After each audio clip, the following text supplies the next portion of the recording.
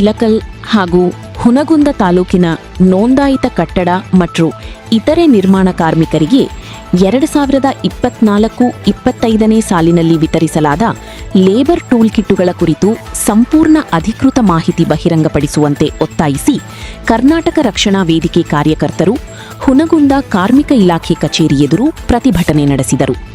ತಾಲೂಕಿನ ವ್ಯಾಪ್ತಿಯಲ್ಲಿ ಸಾವಿರಾರು ಬಡ ಕಟ್ಟಡ ಕಾರ್ಮಿಕರು, ಪ್ಲಂಬರ್ಗಳು, ಗೌಂಡಿ ಮೇಸ್ತ್ರಿಗಳು, ಎಲೆಕ್ಟ್ರಿಷಿಯನ್ಗಳು ಹಾಗೂ ಇತರೆ ವೃತ್ತಿಪರ ಕಾರ್ಮಿಕರು ತಮ್ಮ ಜೀವನೋಪಾಯಕ್ಕಾಗಿ ಶ್ರಮಿಸುತ್ತಿದ್ದಾರೆ. ಕಾರ್ಮಿಕ ಇಲಾಖೆ ಹಾಗೂ ಕರ್ನಾಟಕ ಕಟ್ಟಡ ಮತ್ತು ಇತರೆ ನಿರ್ಮಾಣ ಕಾರ್ಮಿಕರ ಕಲ್ಯಾಣ ಮಂಡಳಿಯ ವತಿಯಿಂದ 2024-25ನೇ ಸಾಲಿನಲ್ಲಿ ಅರ್ಹ ಫಲಾನುಭವಿಗಳಿಗೆ ವೃತ್ತಿಪರ ಟೂಲ್ ಕಿಟ್ಟುಗಳು ಮತ್ತು ಸುರಕ್ಷತಾ ಪರಿಕರಗಳನ್ನು ವಿತರಿಸಲಾಗಿದೆ ಎಂದು ತಿಳಿದುಬಂದಿದೆ. ಆದರೆ ನಮ್ಮ ಭಾಗದ ನೂರಾರು ನೈಜ ಹಾಗೂ ಬಡ ಕಾರ್ಮಿಕರಿಗೆ ಈ ಸೌಲಭ್ಯಗಳು ತಲುಪಿಲ್ಲ ಎಂಬ ಗಂಭೀರ ದೂರುಗಳು ಸಂಘಟನೆಗೆ ಬಂದಿವೆ ಎಂದು ಪ್ರತಿಭಟನಾಕಾರರು ಆರೋಪಿಸಿದರು.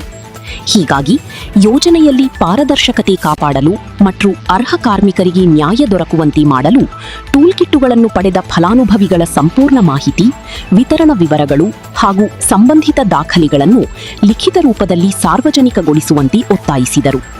ಈ ಸಂದರ್ಭದಲ್ಲಿ ಮಾತನಾಡಿದ ಸಂಘಟನೆಯ ಮುಖಂಡರು, ಕಾರ್ಮಿಕರ ಹೆಸರಿನಲ್ಲಿ ಸರ್ಕಾರದ ಯೋಜನೆಗಳು ಜಾರಿಯಾಗುತ್ತಿದ್ದರೂ ನೈಜ ಫಲಾನುಭವಿಗಳಿಗೆ ಅವು ತಲುಪುತ್ತಿವೆಯೇ ಎಂಬುದರ ಬಗ್ಗೆ ಅನುಮಾನಗಳು ಮೂಡಿವೆ. ಆದ್ದರಿಂದ ಸಂಬಂಧಿತ ಅಧಿಕಾರಿಗಳು ಕೂಡಲೇ ಮಾಹಿತಿ ನೀಡಿ ಸ್ಪಷ್ಟನೆ ನೀಡಬೇಕು ಎಂದು ಆಗ್ರಹಿಸಿದರು. ಪ್ರತಿಭಟನೆಯಲ್ಲಿ ಕರ್ನಾಟಕ ರಕ್ಷಣಾ ವೇದಿಕೆಯ ಇಳಕಲ್ ತಾಲೂಕು ಅಧ್ಯಕ್ಷ ಅಶೋಕ್ ಪೂಜಾರಿ, ಹುನಗುಂದ ತಾಲೂಕು ಅಧ್ಯಕ್ಷ ರೋಹಿತ್ ಬಾರಕೇರ್, ಹುಸೇನ್ ಸಂದಿಮನಿ, ಹಸನ್ ಕಲಕಬಂಡಿ, ಮುರ್ತುಜಾ ಬಾದಾಮಿ, ಬಾಲನಗೌಡ, ಜಹೀರ್ ಸಂಗಮಖರ್, ಸಾಗರ್ ಪಟ್ಟಣಶೆಟ್ಟಿ, ಮಹೇಬೂಬ್ ರೇಷ್ಮೆ, ಮಹೇಬೂಬ್ ಅಳ್ಕೊಳ್ಳಿ ಸೇರಿದಂತೆ ಹಲವಾರು ಕಾರ್ಯಕರ್ತರು ಭಾಗವಹಿಸಿದ್ದರು.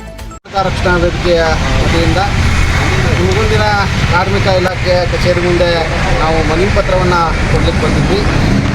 ನಿನ್ನೆ ದಿನವೇ ಇಲ್ಲಿರ್ತಕ್ಕಂಥ ರಾಕೇಶ್ ಎನ್ನುವ ಕಾರ್ಮಿಕ ಘಟಕದ ಅಧಿಕಾರಿಗಳಿಗೆ ನಾವು ಹೇಳಿದ್ವಿ, ನಾಳೆ ದಿನ ನಾವು ಬಂದು ಮನವಿ ಪತ್ರ ಕೊಡ್ತೀವಿ, ತಾವು ದಯವಿಟ್ಟು ಕೂಡ ತಾವು ಇಲ್ಲಿ ಇರಬೇಕಂತೇಳಿ ತಮ್ಮಲ್ಲಿ ವಿನಂತಿಯನ್ನು ಕೂಡ ಮಾಡ್ಕೊಂಡಿದ್ವಿ.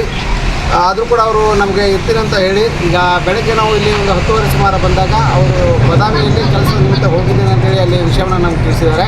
ಕಾರಣ ಇಷ್ಟಲ್ಲೇ ಬದಾಮಿಯಲ್ಲಿ ಕಾನೂನಿನ ಅರಿವು ಕಾರ್ಯಕ್ರಮಕ್ಕೆ ಅಲ್ಲಿಯ ಕಾರ್ಯಕ್ರಮದ ಪೂರ್ವವಾಗಿ ಎಲ್ಲವನ್ನು ಕೂಡ ತಯಾರಿಯನ್ನು ಮಾಡ್ಕೊಳ್ಳಿಕ್ಕೆ ನಾನು ಬೇಗನೆ ಹೋಗಿದ್ದೀನಿ ಅಂತ ತಿಳಿಸಿದರು. ಅಲ್ಲಿ ಬದಾಮಿಯಲ್ಲಿ ನಮ್ಮ ಕಾರ್ಯಕರ್ತರನ್ನ ಕಳಿಸಿ ಆ ಒಂದು ಜಾಗಕ್ಕೆ ಕಳಿಸಿ ನೋಡಿದಾಗ ಅಲ್ಲಿ ಇನ್ನೂ ಯಾವುದೇ ಪೂರ್ವ ಸಿದ್ಧತೆಗಳು ಕೂಡ ನಡೆದಿಲ್ಲ. ಕಾರ್ಯಕ್ರಮ 3 ಗಂಟೆಗೆ ಇದೆ. ಇವರು ಇಲ್ಲಿ ಬೆಳಗ್ಗೆನೇ ಇಲ್ಲಿಂದ ನಾಪತ್ತೆಯಾಗಿರ್ತಕ್ಕಂಥದ್ದಾಗಿದೆ ಅಧಿಕಾರಿಗಳು.